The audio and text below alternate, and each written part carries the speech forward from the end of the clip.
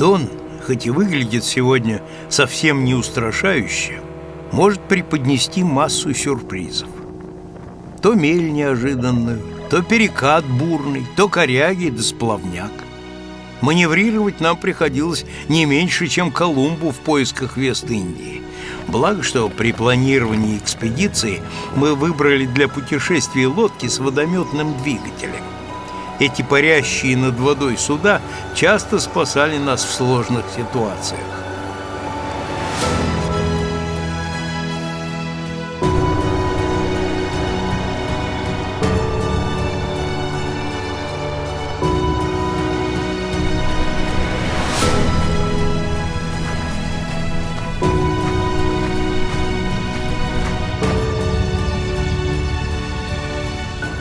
У наших предков считалось дурной приметой спрашивать путника, куда ты идешь.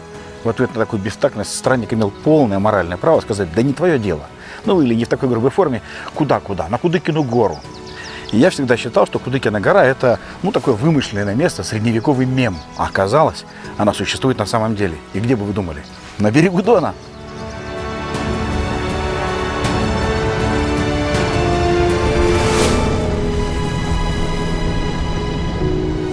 Кудыкина гора привлекает не только любителей истории, но и простых жителей со всей России.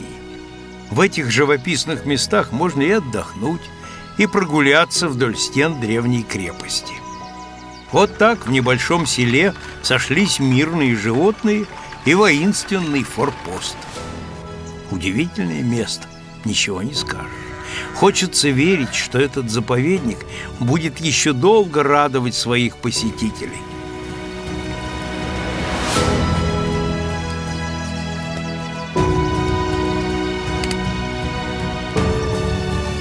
Ну, а нам пора. А вот только куды? Да вниз по течению.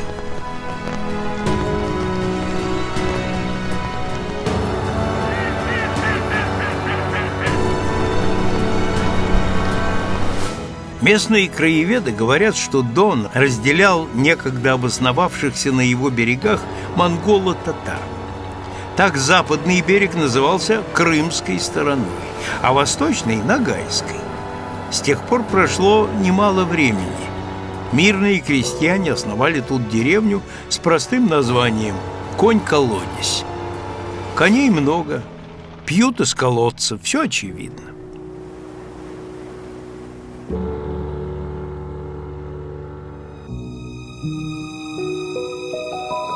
Скакал царь Петр на коне, и спотыкнулись они. Это краткий пересказ легенды о возникновении села Конь-колодец. Но если говорить о фактах, то село это было подарено царем Петром своему верному флотоводцу Науму Синявину, отличившемуся в Северной войне. До наших дней сохранился только главный корпус, перестроенный сегодня в церковь Иоанна Богослова. Вокруг живописный парк, там, говорят, есть деревья, которым больше 400 лет.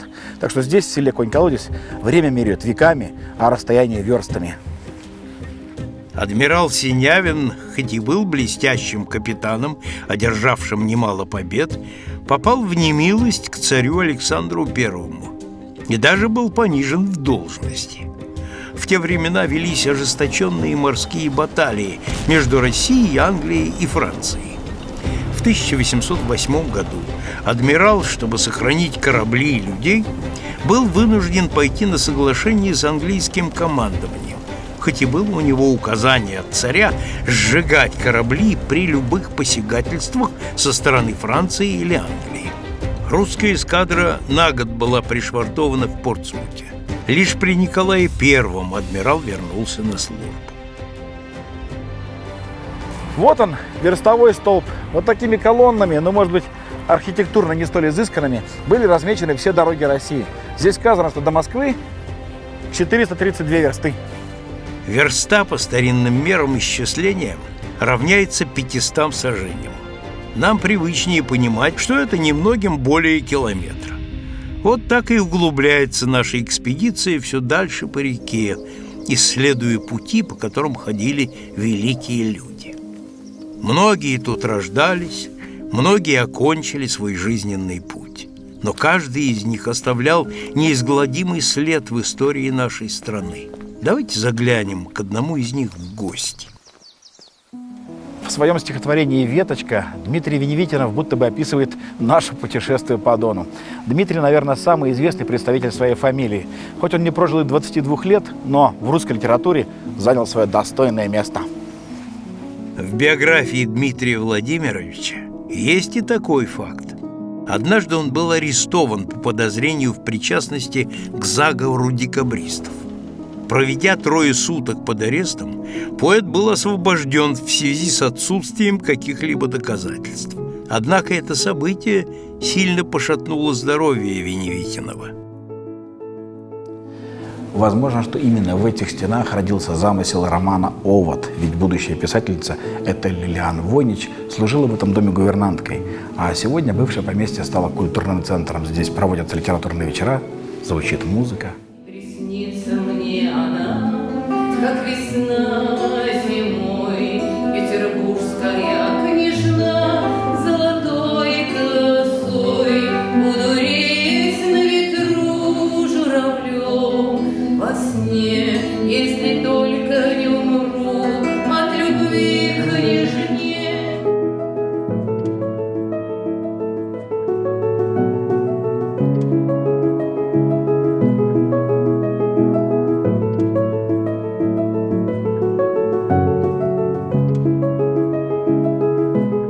У музеев тоже есть свои легенды.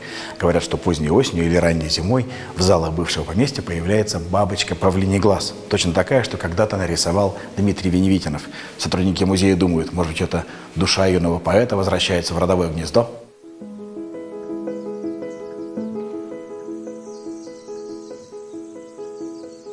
Вот так, вспорхнув вместе с бабочками из усадьбы Веневитиновых, мы перелетаем по Дону на наших почти крылатых суденышках в небольшой поселок Рамонь с населением всего в несколько тысяч человек. Однако именно там расположен величественный памятник архитектурной неоготики и еще много чего интересного, но давайте обо всем по порядку. В 1724 году, незадолго до смерти императора Петра, его дочь Анна заключает брачный договор с Карлом Фридрихом Гольштинским, представителем одной из ветвей герцогов Ольденбургских.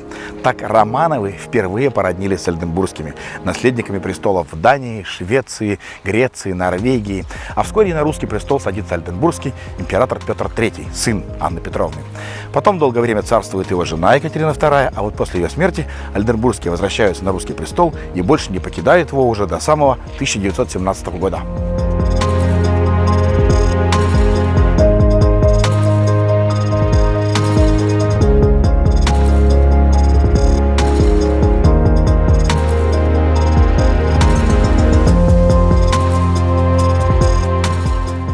Рамонь Ольденбургские облюбовали в конце XIX века. По заказу Евгении Максимилиановны Романовской, по мужу принцессы Ольденбургской, внучки Николая I, здесь возводится вот этот замок в псевдо-староанглийском стиле. Принцесса развивает в Рамоне бурную деятельность, открывает здесь школу, больницу, столовую, основывает паровую фабрику шоколада и конфет. Ну а после революции, когда семья покидает замок, он, конечно, приходит в запустение. Российские власти заинтересовались им только в 2010 году, когда здание получило статус исторического памятника. И теперь здесь началась реконструкция, ремонт. Надеюсь, когда-нибудь дворец Ольденбургских получит вторую жизнь. Замок этот окутан тайной и имеет множество легенд. По одной из них, во времена фашистской оккупации, немцы узнали, что бывший владелец замка имеет немецкие корни. Тут же были разосланы сообщения о том, что бомбить замок нельзя. Это помогло многим жителям Рамони укрыться в его стенах и тем самым спастись. Вот так принцесса даже после смерти помогала любимой Рамоне.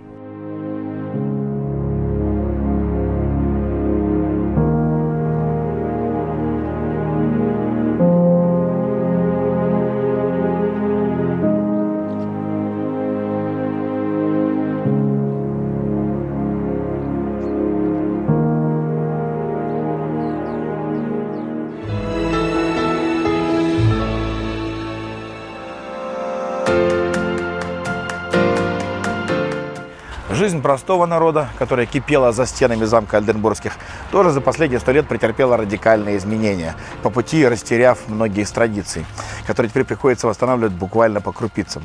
Вот один из аспектов народной жизни возрождают здесь, в Доме полезных забав, который его основатели называют антимузеем. Здесь играют в бирюльки.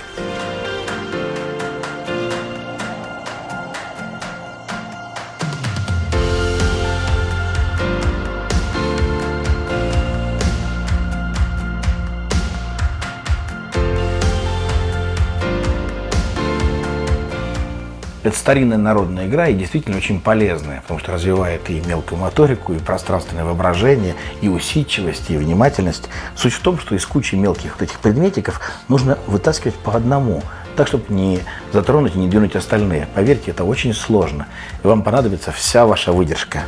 Это вам не в бирюльки играть, то есть наоборот, да, в бирюльки.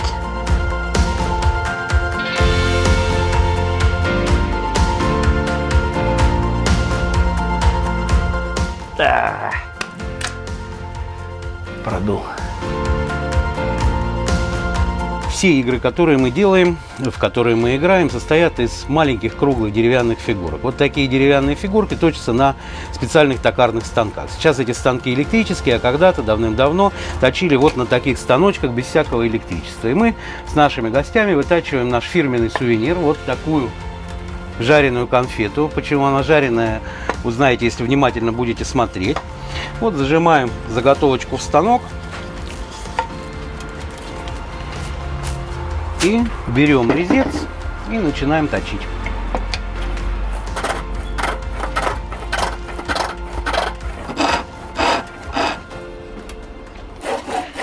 Берем проволоку и жарим нашу конфету.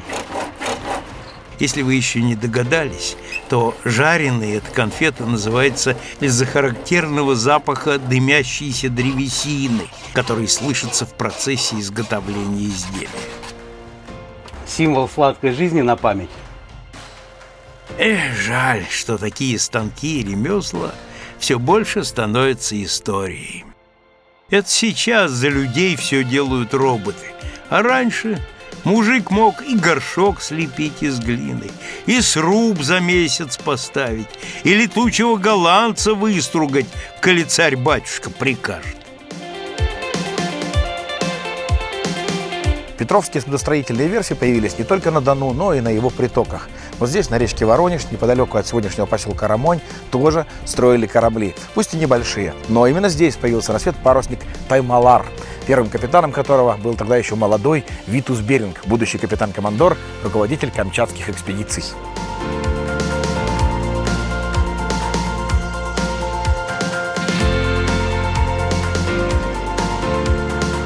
Глядя на наши лодки, сложно представить, что это могучие корабли времен Петра. Но магия реки творит чудеса. Поэтому мы были уверены, что по воде нас несут парусники. Или, как их тогда называли, шнявы. Да и несли они нас в самый знаменитый в этих краях домик бабушки Марии, который уютно расположился в небольшом селе на правом берегу Дона.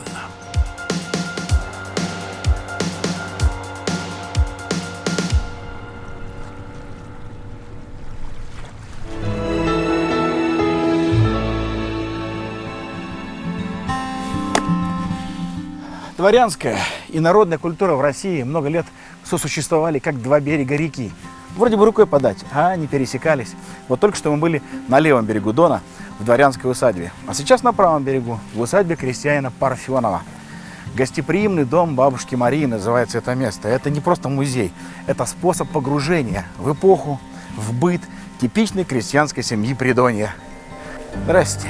Здравствуйте, гости дорогие. Милости просим вас. Спасибо. Как звать величать? Владимир. А меня Елена. Очень приятно. Погутарим. Погутарим, если получится. Откушайте, отведайте караваю. По традиции хлебом с солью гостей встречают. Спасибо. Ну, милости просим. Входите. Тут время словно застыло на века. И ведь все предметы тут подлинные и когда-то служили в быту самой бабушки Марии. Ухват нырял в печь за горшком с пареной репой, из-под прялки выходили теплые носочки, а коромысло попискивало на плечах под грузом ведер с водой. Домик этот построен мой дедушка, Парфенов Константин Иванович. Построил он его в 1901 году. Он от своего отца отделился, понравилось ему это местечко, и он здесь решил поселиться.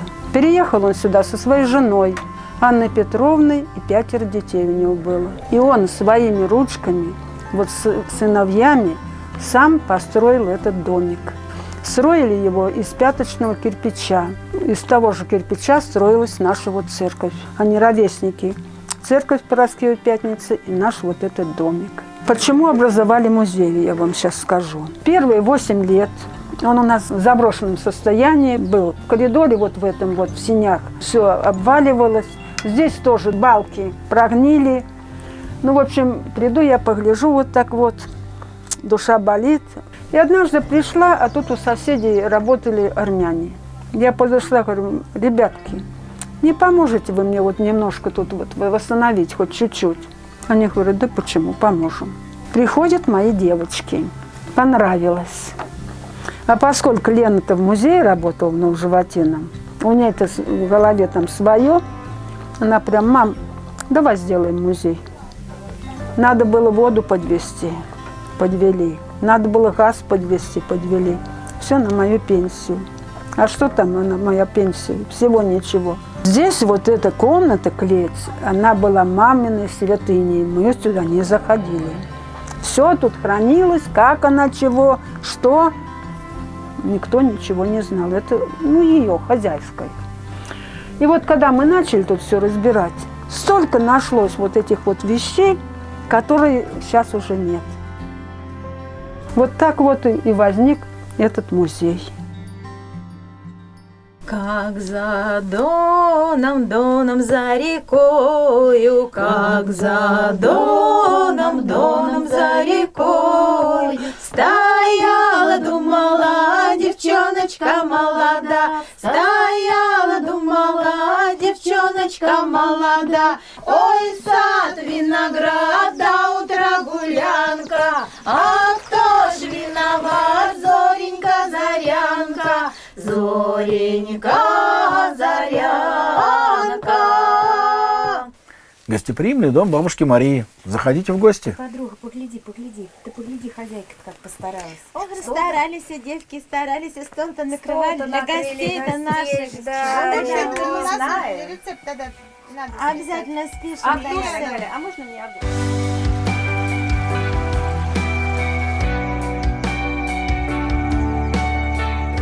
Когда мы вновь вышли на воду, хотелось еще раз махнуть на прощание этим прекрасным людям. От такого радушия на душе становится теплее, да так, что не страшна любая непогода. До встречи, хвощеватка! А вот следующим пунктом нашей экспедиции является город, который когда-то был совсем не рад незваным гостям.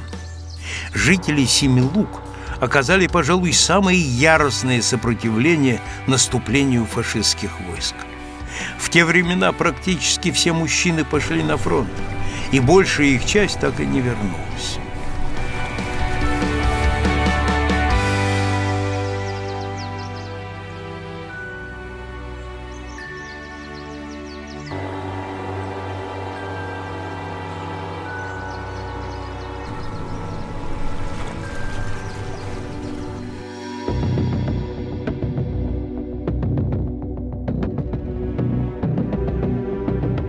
Семилуки город довольно молодой, ему еще и 100 лет нет. Но место, на котором он стоит, заселили люди давным-давно. Вот прямо здесь под моими ногами целые археологические слои. Это вообще-то памятник федерального значения, Семилукское городище. Здесь найдены предметы еще катакомбной культуры, это 3-е тысячелетие до нашей эры. Потом здесь жили скифы, их вытеснили сарматы, пришли славяне. В 12 веке здесь стоял целый древнерусский город, где-то на 2-3 тысячи человек. Но с приходом Батыя жители город оставили. Дон, он там внизу. всегда был рубежом, границей между лесом и степью, между оседлыми народами и кочевыми. Поэтому битвы, сражения здесь происходили постоянно. Не исключением стал 20 век, когда перед Красной Армией стала сложнейшая задача вот оттуда снизу форсировать Дон и взять правый, без того высокий берег, да еще и ощетинившийся гитлеровскими оборонными сооружениями. Если 28 июня после сражения под Старым Осколом Герман Гот направил свои войска в брешь, которая образовалась между Брянским и Воронежским фронтом, Гот предполагал, что у Красной Армии уже нет сил защищаться, что на плечах отступающих красноармейцев, беженцев и тех, кто сопровождает скот колхозов, он прорвется по переправам и беспрепятственно войдет в город Воронеж. Но он не знал, что к этому времени сюда пришла 232-я стрелковая дивизия, которая защищала подступы Воронежа со стороны села и поселка Семилуки. Мы помним о наших земляках. У нас есть их имена в нашей книге памяти. Вот эту память мы передаем молодому поколению. И, конечно же, организуем захоронение останков или перезахоронение останков наших земляков, независимо от того, где эти останки были обнаружены, на Губаревском плацдарме или в Новгородской области.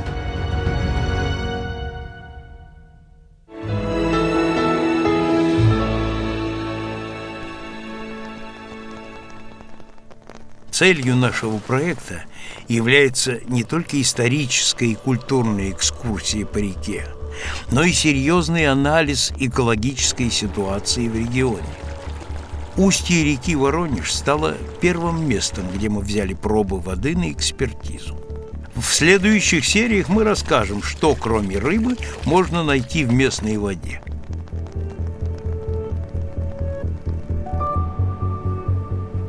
Ну, а выше по течению реки Воронеж расположен и сам одноименный город со всеми его достопримечательностями, среди которых особо выделяется легендарный линкор Петра I. Как поется в одной известной песне: «Значит, нам туда дорога, значит, нам туда дорога».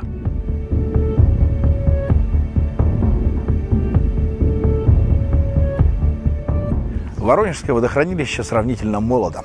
В 1972 году его заполнили водой, а за год до этого реку Воронеж, приток Дона, перегородили плотиной. Строили ее наспех, дно углубили недостаточно, и уже через 10-15 лет начались проблемы. И технические, и, что важно, экологические. Не решены они до сих пор. Но вообще-то гидросооружения на этом месте появились гораздо раньше, ведь Воронеж – это колыбель русского морского флота. Именно поэтому мы здесь.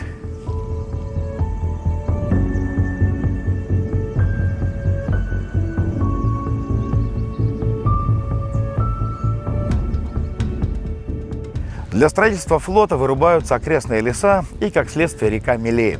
Чтобы поднять уровень воды, в 1703 году здесь строят первую плотину и деревянный шлюз. Руководит строительством английский инженер Уильям Перри.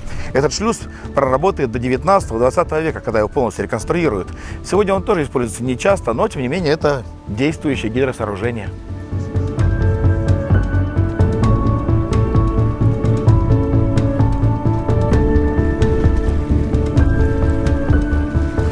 Ни плотинам, ни шлюзам, а гидросооружениям, скажем так, бытового уровня посвящена необычная коллекция, собранная Владимиром Ивановичем Щербаковым, профессором ВГТУ. Здесь много всего интересного. Вот смотрите, фонтанчик из Султанского дворца, не поверите, ему 600 лет.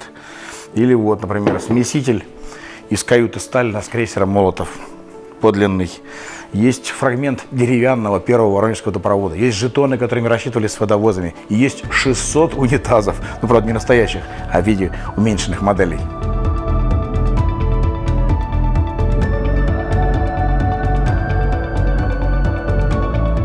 Хранятся в музее и необычные пластинки, внешне напоминающие монеты. На самом деле это жетоны из латуни на получение питьевой воды от городского водного управления. Некоторые жетоны давали воду бесплатно, а по некоторым приходилось и платить. Первый Азовский поход Петра не был успешным. Оно и понятно. Вокруг крепости на море хозяйничал турецкий флот. И одними сухопутными силами взять Азов было невозможно. Петр возвращается по Дону обратно, доходит до Воронежа и приступает к строительству флота. Благо, опыт судостроения у местных жителей был. Но сюда согнали еще 20 тысяч человек. И в условиях жесточайшей эксплуатации вскоре построили 2 корабля, 4 брандера и 23 галеры. На строительстве одного из судов с топором в руках работает и сам монарх.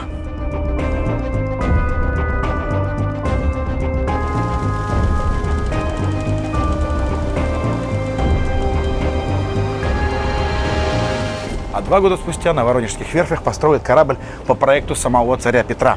Готопредестинация, Божье предвидение. Интересно, предвидел ли Петр I, что в 21 веке корабль воссоздадут, и он станет украшением Воронежа?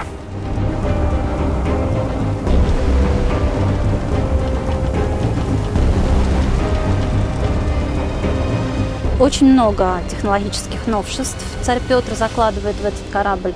Главное из них – это особая форма киля. Киль усилен, состоит из 2 подвижных брусьев, скрепленных между собой подвижными ершами. Какое преимущество давало такое устройство? Если корабль садился на мель, нижний брус скользил и отстегивался. Таким образом, корабль мог идти дальше, не получив пробоины. При всем величии корабля готопредестинация поучаствовала лишь в сражениях за Азов, а все остальное время находилась в устье реки Воронеж. Выйдя в море вместе с несколькими более мелкими парусниками, линкору так и не удалось показать всю свою мощь. А после победы над турецким флотом корабли вовсе было решено продать Османской империи. Корабль действующий, ходит сейчас не под парусами, здесь дизельные двигатели установлены.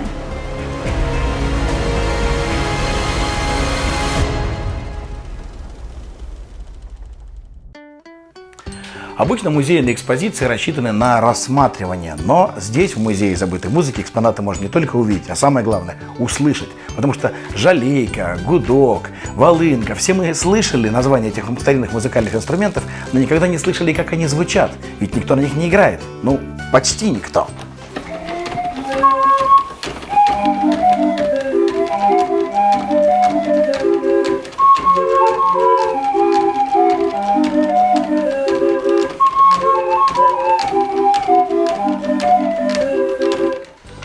Ну, чрезвычайно простой народный музыкальный инструмент духовой – это калюка, травяная дудка.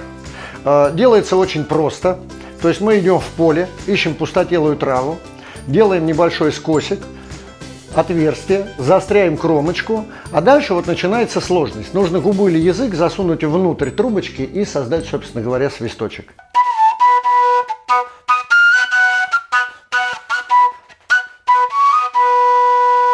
Полчаса работы, прекрасный музыкальный инструмент, никаких финансовых затрат.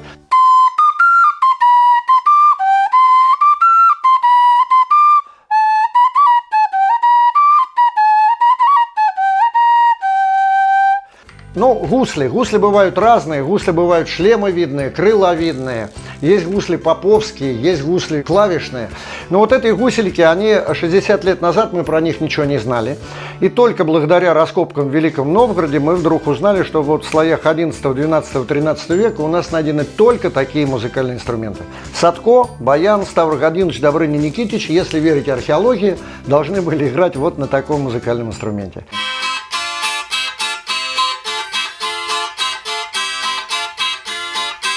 Или парочками, 2 сюда и 2 сюда.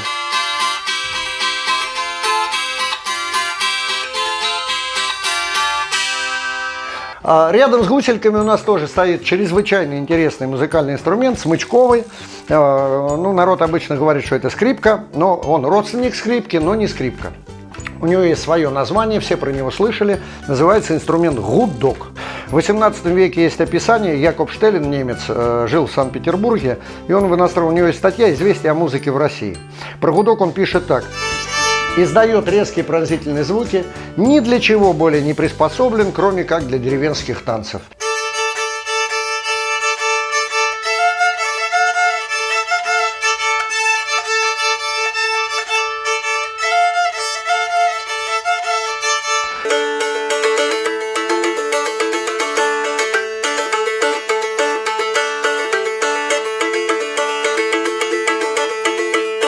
Одна струна мелодическая, то есть играем мелодию, вторая бурдонная, звучит всегда одинаково, фоном.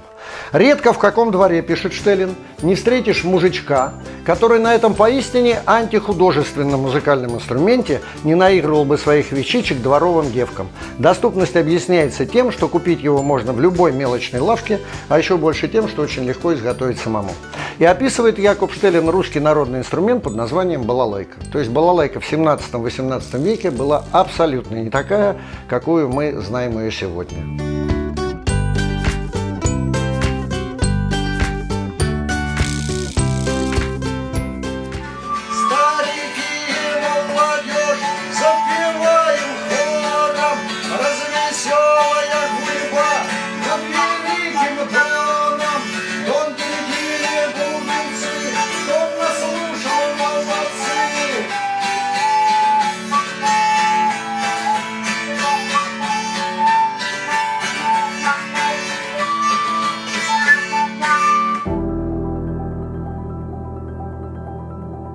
Проект «Великие реки России» снимается под эгидой Русского океанографического сообщества. И люди, когда видят нашу эмблему, неизменно спрашивают, а при чем здесь океан? У нас здесь есть реки, озера, даже морей нет. Но вы сами подумайте, в океане откуда берется вода? Ее приносят реки. Значит, мы на правильном пути. А вот в Воронеже никто нам этого вопроса не задавал, потому что океан в Воронеже рядом. Вот он. Всего в России насчитывается 28 океанариумов. И Воронежский среди них один из самых крупных. Некоторые его экспозиции уникальны даже по меркам Европы. Эту достопримечательность города уже посетило около 2 миллионов человек. А вы говорите, рыбки – это скучно.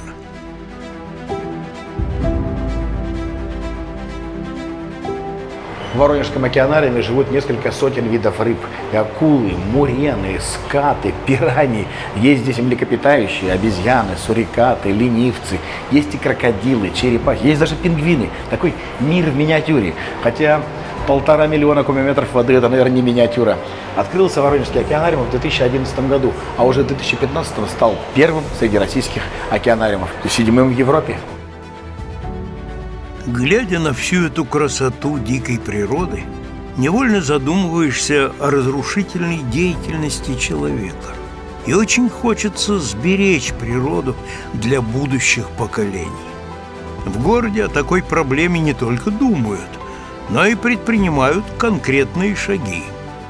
Благотворительный фонд «Агроэко» был создан в 2016 году. И с первых лет своего существования одним из основных направлений деятельности фонда стало экологическое направление. В рамках него у нас есть несколько проектов.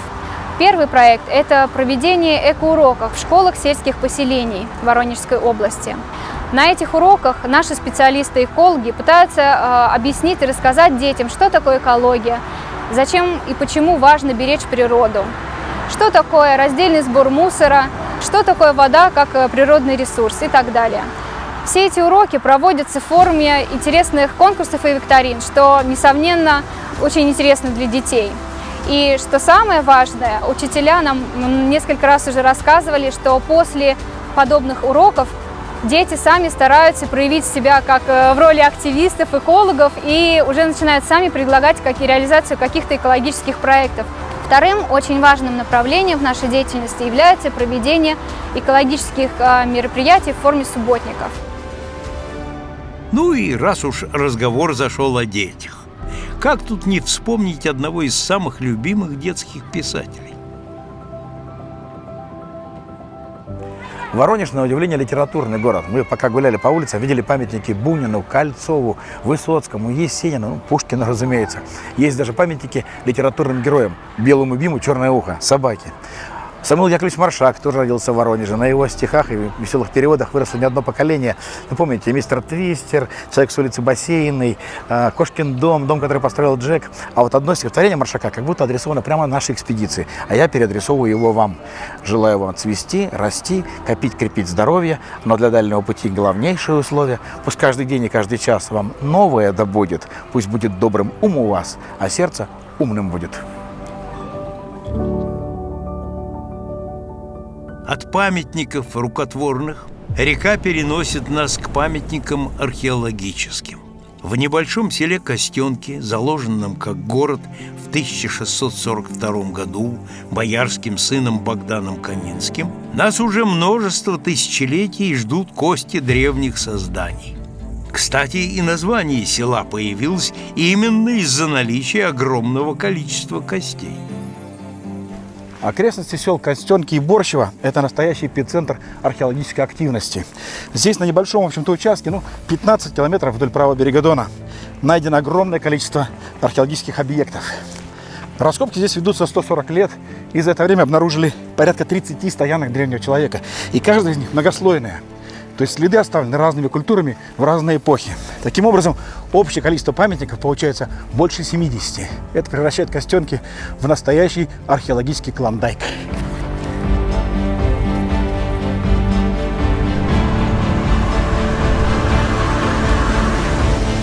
Здесь же в Костенках были найдены удивительные кольцевые сооружения, построенные из костей мамонтов больше 20 тысяч лет назад.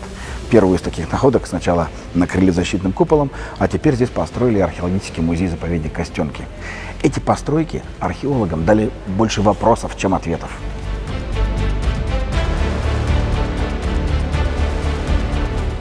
Во-первых, откуда эти люди пришли в эту местность и куда затем ушли? Загадка. Во-вторых, чем они питались? Кроме мамонтовых, костей других животных здесь практически не найдено. Загадка. И самое главное, где эти древние строители могли взять такое количество мамонтовых костей? Убили на охоте? Да это нереально.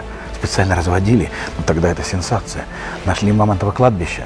Загадки. Сплошные загадки. Археологические находки попадались в Костенках еще с конца XVIII века. Но говорят, что кости и бивни мамонтов находили тут еще раньше. По рассказам одного из сподвижников Петра, император считал, что тут проходил сам Александр Македонский, и зубы слонов – это останки его деяний. Кто знает, Дон настолько велик, что на его берегах могло произойти все, что угодно.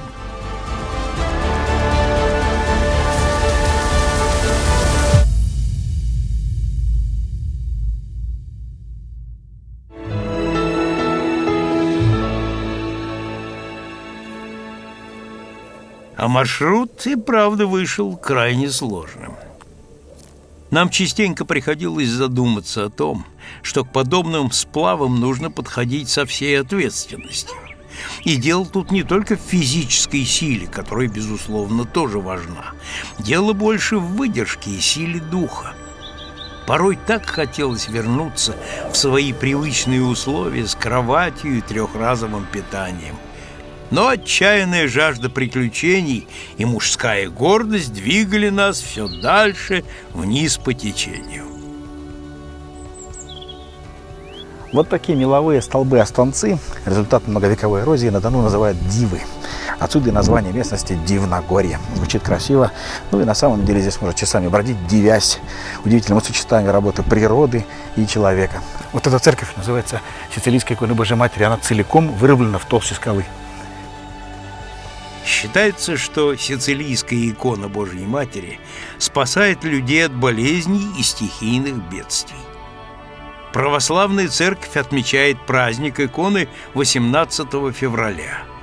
Помимо сицилийской, икона имеет еще два названия – Исцилийская и Дивногорская. Откуда такое необычное название? Согласно одному из преданий, в XI веке во время арабского нашествия на Византийскую империю тогдашний император попросил русских, как единоверцев, о помощи. Прежде всего он попросил вывести из оккупированной страны православные ценности. А остров Сицилия тогда относился к Византийской империи. И вот таким образом образ иконы Божьей Матери попал с острова Сицилия на Русь.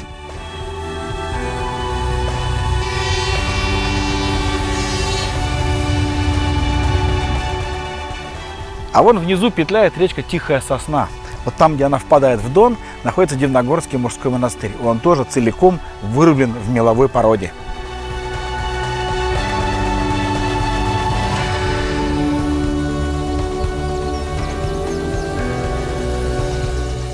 Датой основания монастыря принято считать 1653 год. когда два сицилийских монаха, Ксенофонт и Иоасаф, прибыли в земли русские во время своих странствий по миру. Увидев здешние пещеры, монахи решили построить в них небольшой скит.